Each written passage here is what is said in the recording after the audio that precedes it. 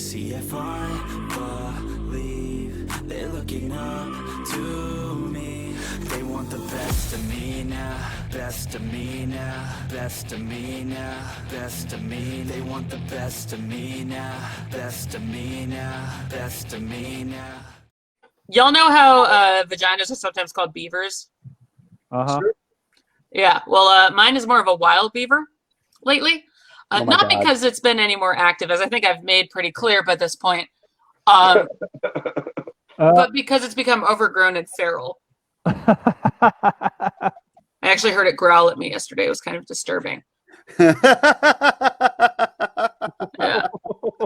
I do have a new nickname for it, though. I call it Robin, because it looks like Robin Williams at the beginning of Jumanji. You know when they let him out of the jungle and he's been trapped there for years? He's got that big beard and he's like, "What year is it?" Like, that's my vagina. So anyway, I work with little kids, but beginning of one class, I was going over the rules the first day of class, and we get to rule number 3: keep your hands and feet to yourself. And so I turn to the kids and I say, "What does that mean?" And immediately this girl raises her hand and she goes, "No kicking people in the vagina." I was like, well, yeah, I mean, I was going to say no kicking, like, in general, because kind of thought that was a given. And I realized what must have happened is that she kicked someone in the vagina. An adult told her, "You're not allowed to do that." And she thought, "Oh, this is an obscure rule. I need to go inform everyone." And the rest of us are like, "No, we kind of assumed that." But just in case I get other students like her, I've decided to add some vaginal addendums or vagendums to all of the class rules. What the fuck? I think it's very useful. There's no shouting in the vagina, because that's rude. No chewing gum in the vagina. That's gross. If you do have a snack in the vagina, though, make sure you clean up all your crumbs.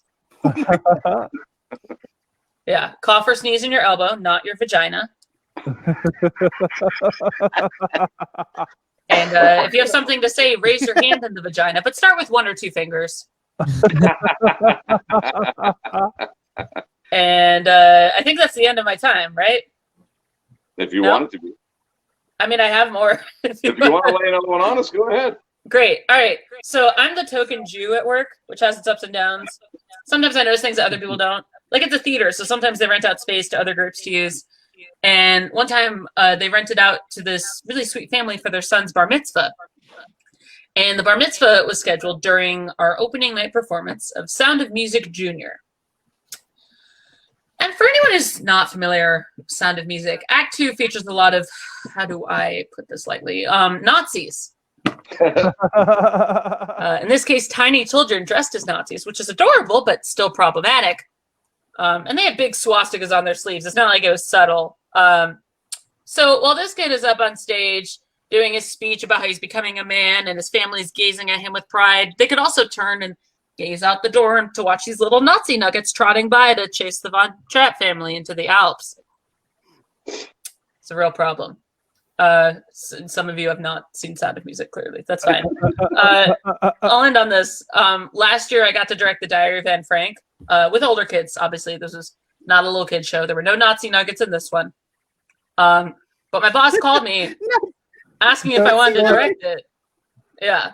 He asked if I wanted to direct it, which is weird because normally they just send you your list of shows for the year. And this is like, these are the shows you're directing. You're welcome for being paid to do theater. But he called asking if I wanted to direct it. So I was like, yeah, I'd love to. And he goes, cool. It's not just because you're the only Jew on staff. I just wanted to make sure I wouldn't sue them. It's like, all right.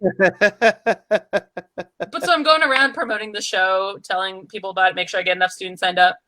And this one parent, I tell her, she goes, "Oh, Diary of Anne Frank, cool. Is that a play or a musical?" And there's this awkward pause where I realized she was serious. So that was distressing, but I managed to move on. And then the next day, another parent asked me that same question. So I sat down and I started writing Anne Frank the musical. Yes. It's going to happen, and I know it will eventually. I think a Jew should write it, at least. It's going to be the best musical since Fiddler. I'm very excited. Whoa, stop. Give us a like, share, and a subscribe, and get out of here.